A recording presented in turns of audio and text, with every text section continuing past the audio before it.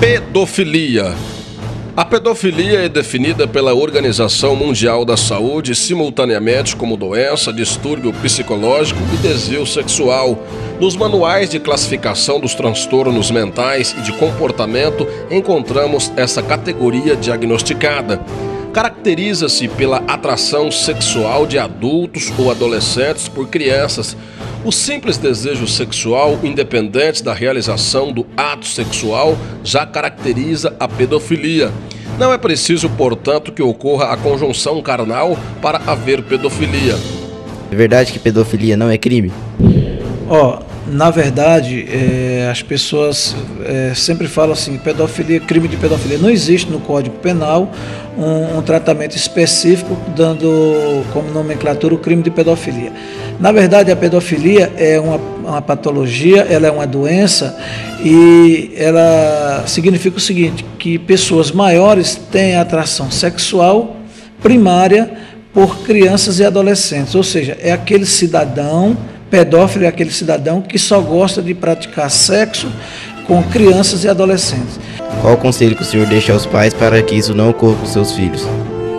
Pois é, tem que cuidar, né? Os pais têm que estar atentos ao comportamento dos filhos. É muito comum as crianças, os adolescentes ficarem trocando figurinhas, ficarem batendo papo por meio de sites de relacionamentos, tipo Orkut e outros mais.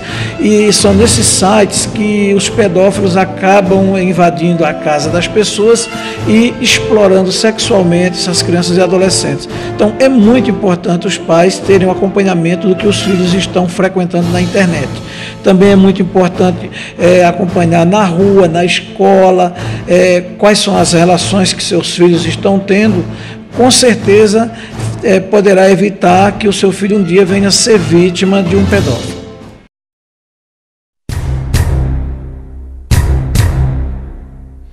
Pedofilia na internet. A pedofilia na internet movimenta hoje milhões de dólares em todo o mundo.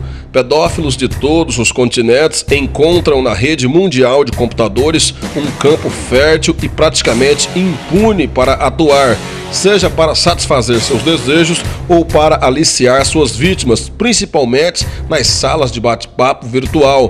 Isso significa que crianças conectadas a um chat, por exemplo, estão vulneráveis a um aliciamento capaz de gerar graves consequências físicas e traumas psicológicos.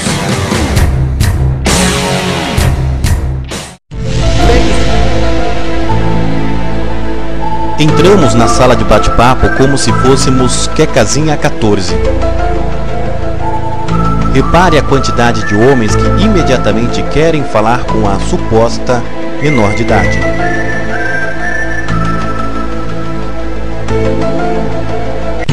Este homem parece ter 28 anos.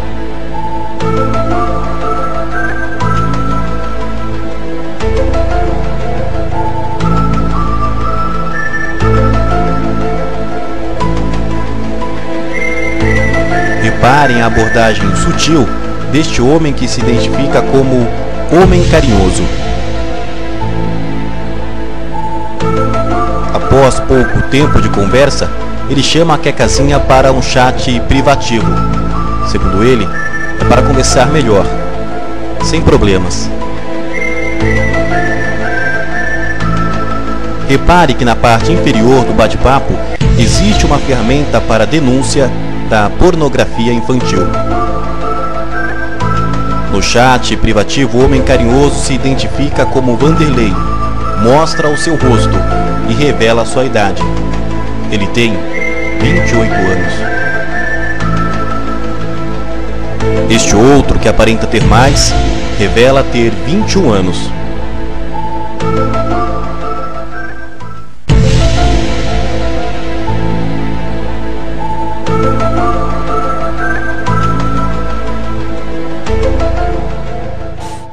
Meios de abordagem mais utilizados pelos pedófilos virtuais. Mensageiro instantâneo, programa que permite a comunicação instantânea entre pessoas, individualmente ou em grupo, através de textos ou voz. Essa ferramenta permite ainda o intercâmbio de vídeos e fotos. Exemplo, MSN.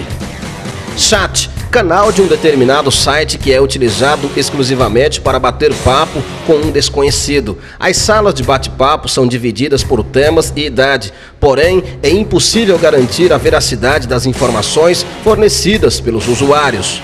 Blog e fotolog é um registro divulgado na internet como se fosse um diário, onde o usuário escreve suas ideias, angústias, desejos e também pode incluir informações pessoais e fotos.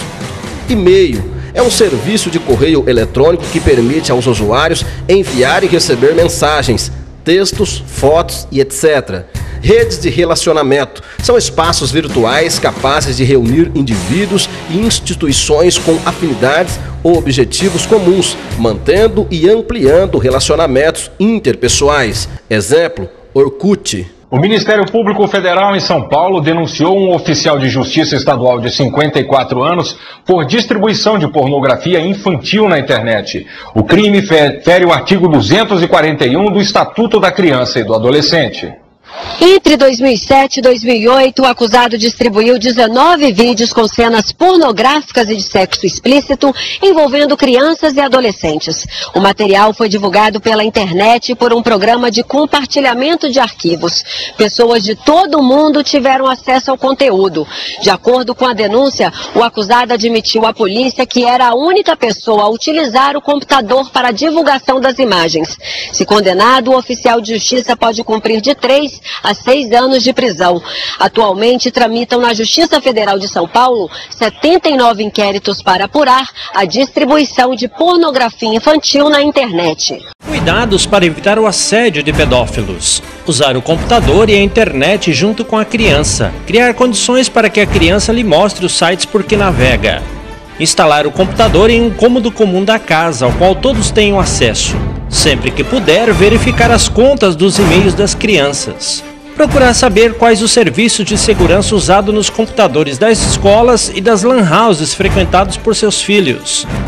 Orientar crianças e adolescentes a não se encontrarem com pessoas que conhecem pela internet. Instruir as crianças e adolescentes a não postarem fotos pela internet.